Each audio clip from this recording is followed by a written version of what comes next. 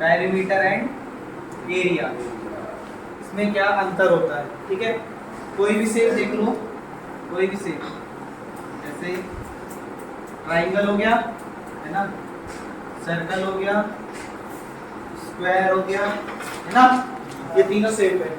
अगर पेरीमीटर की आपसे बात कर रहा है, यानी वो है ना बाउंड्री की बात कर रहा है, घेरे की बात कर रहा है कि इसका नाप बताइए, लेंथ बताइए, लंबाई बताइए, ये पूरा दिख रहा है, ये घेरा, सिर्फ लाइन टच करनी है। ठीक है, लाइन टच करनी है, तो इधर से ये है ना दिख रहा है, पेरीमीटर मतलब होता है घेरा। ठीक है, लाइन टच करनी है कि कितनी बड़ी होगी, और यहाँ से यहाँ नापना चालू करो। ठीक है, जैसे अगर आप इस रूम में हो, अगर पेरीमीटर निकालना है तो सिर्फ हम कॉर्नर कॉर्नर को निकाल लेंगे।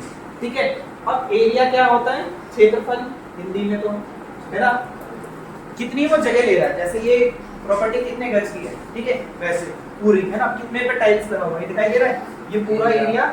ठीक है, इसको एरिया बोला जाता है, ये भी एरिया है ना, और इसके मतलब अंदर का बाउंड्री के अंदर का जितना भी पार्ट होता है वो क्या होता है, एरिया होता है। और सिर्फ बाउंड्री को नाप के दे दिया जाता है तो वो क्या होता है, पेरीमीटर होता है। पहले तो आपको यही कंसेप्ट दूर करना है कि पेरीमीटर क्या होता है और एरिया क्या होता है। हमेशा याद रखना, पेरीमीटर के आंसर में, पेरीमीटर के आंसर जब भी दिया जाता है मीटर सेंटीमीटर में दिया जाता है, मतलब मीटर सेंटीमीटर हो कुछ भी सकता है, इस समझ में नॉर्मल मीटर सेंटीमीटर। एरिया का जब भी आंसर आएगा या तो मीटर स्क्वायर में आता है या सेंटीमीटर स्क्वायर। अगर आप इसी यूनिट को लगाते हैं, अगर आप ये लगाते हो तो प्रॉब्लम हो जाती है ना। जैसे मीटर, अगर एरिया के आंसर में आपने एम लिख के छोड़ दिया तो एक मार्क्स काटा जा सकता है, क्योंकि एरिया के आंसर में हमेशा स्क्वायर लगाना कंपलसरी है। जैसे मान लो एरिया मेरा आया 550, तो मीटर में आंसर आया ना, तो मैं क्या लगाऊंगा, मीटर नहीं लिखूंगा, मीटर स्क्वायर लिखूंगा। और अगर मेरा पेरीमीटर 450 आया तो मैं इसे क्या लिखूंगा, 450 सेंटीमीटर या फिर मीटर, नॉर्मल वाला बिना स्क्वायर के। इतना क्लियर है। ठीक है, ठीक है, पहला शेप हम लेते हैं, सबसे बेसिक शेप कौन सा होता है, स्क्वायर। इसकी क्या खासियत होती है कि चारों साइड इक्वल होती है। इसकी खासियत होती है कि चारों साइड इक्वल होती है। ठीक है, चारों साइड इक्वल, यानी इसमें साइड दी रहती है। ठीक है, मान लो अगर इसकी साइड 12 दी हुई है, कितनी 12 सेंटीमीटर दी हुई है, तो इधर से भी ये 12 है, ये दिखाई दे रहा है, ये लाइन 12 है, ये लाइन कितनी की है 12, तो ये लाइन कितनी की है, और ये वाली 12।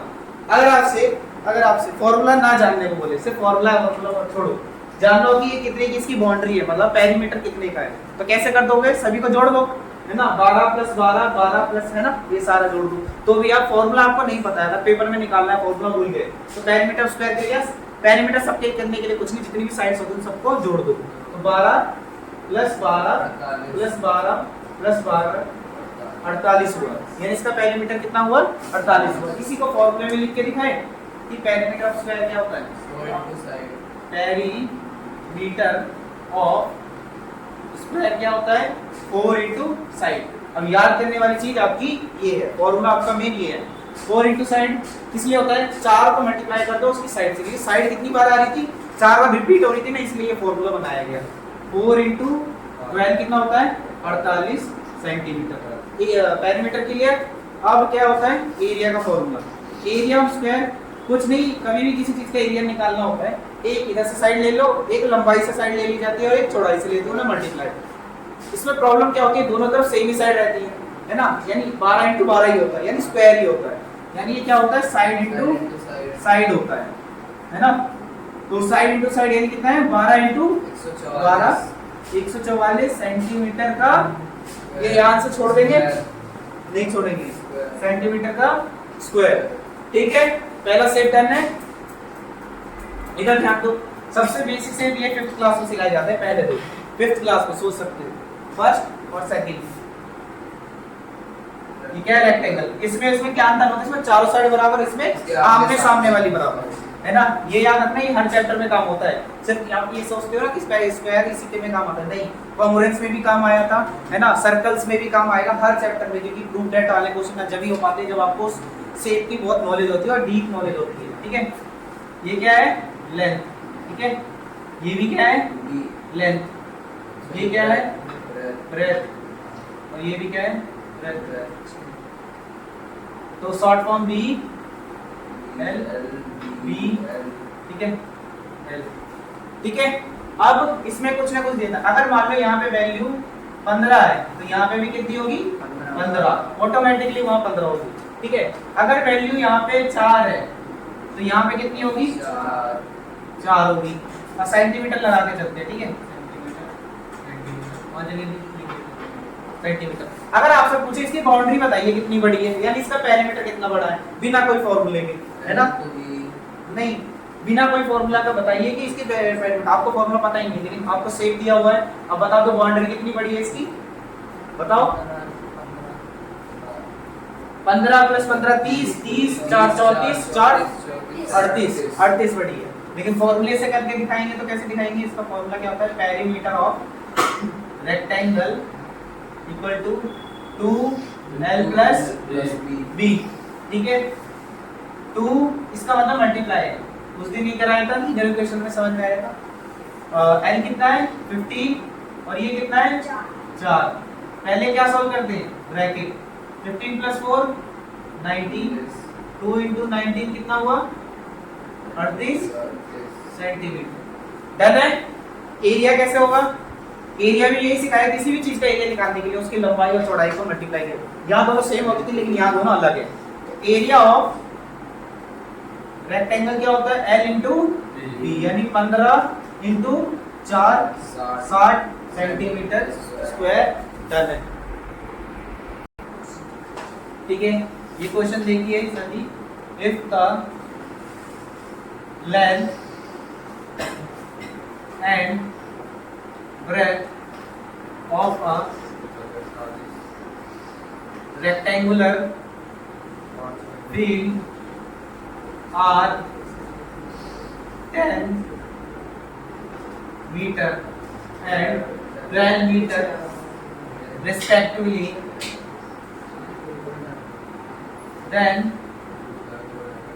find the cost for fencing the field.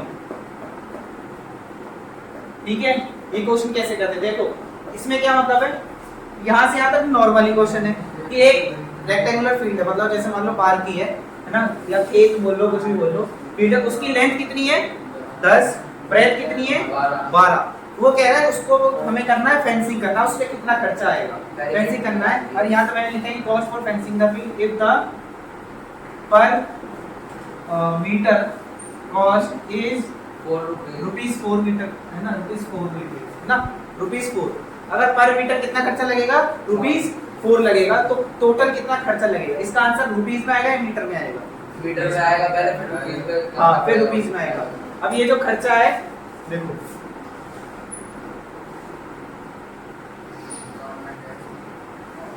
ये आपका रेक्टेंगुलर फील्ड है। ठीक है, रेक्टेंगुलर फील्ड है।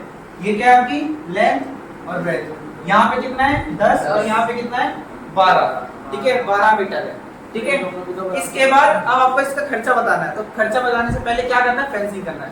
अब आपको अपने आप से सवाल करना होगा, ठीक है समय, कि कौन सा मतलब इसमें क्या लगाना चाहिए? एरिया लगाना चाहिए, पेरीमीटर। फेंसिंग मतलब होता है क्या? घेरा लगाना। फेंसिंग मतलब घेरा लगाना, ताकि कोई अंदर ना पाए। ठीक है, पैरामीटर नहीं पेरीमीटर। ठीक है, घेरा लगाना है। तो आप पहले निकालोगे क्या? पेरीमीटर। क्यों? खर्चा निकालने के लिए आपको ये पूछना होगा ना, मार्केट में जाओगे तो मुझे वो चाहिए, है ना, वायर आती है ना वायर, तो दुकानदार आपसे पूछेगा कितना मीटर। ऐसा थोड़ी ना कि दे देगा बस, तुम पूछेगा ना कितना मीटर है, तो तुमने बोला जैसे 50 मीटर चाहिए, है ना, 1 मीटर वो बोलेगा 5 रुपए का, तो फिर तुम टोटल उसे कितना पैसा दोगे? बताओ कितना पैसा दोगे? 50 × 5 250 रुपए दे के आ जाओ।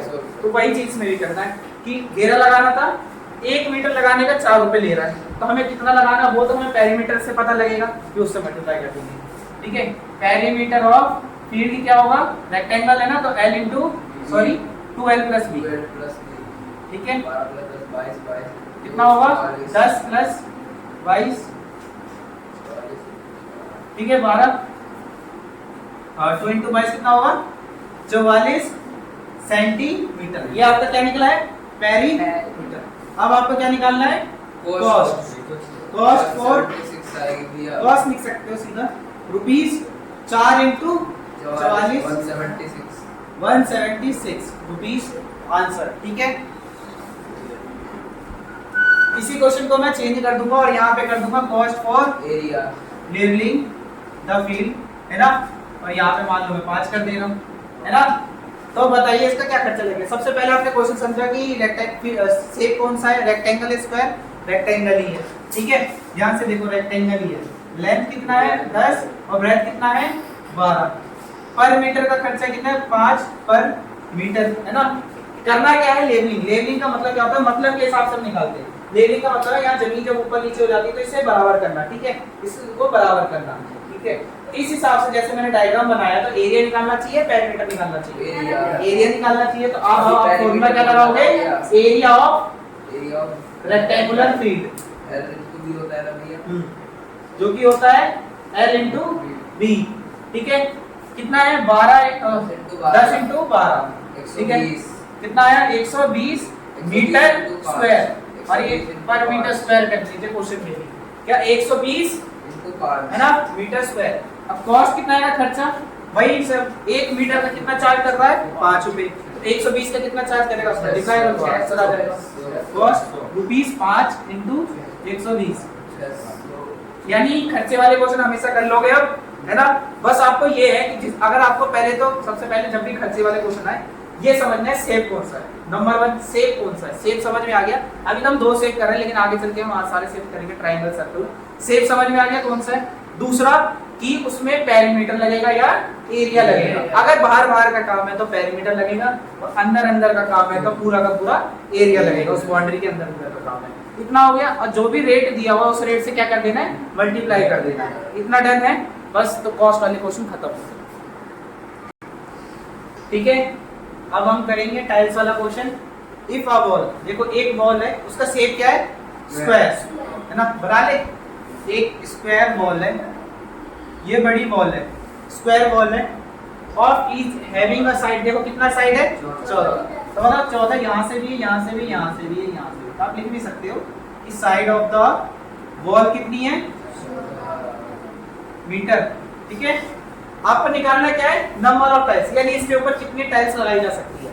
टाइल्स ऐसे लगानी है, ठीक है। और टाइल्स है ना, जब भी टाइल्स लगाना है तो आपको पहले ये पूछना दीवार कौन से शेप का है, स्क्वायर। फिर आप ये क्वेश्चन करोगे कि जो टाइल है वो कौन से शेप की है, टाइल कौन सी शेप की, फाइंड द नंबर टाइल कौन सी शेप की है, रेक्टेंगल।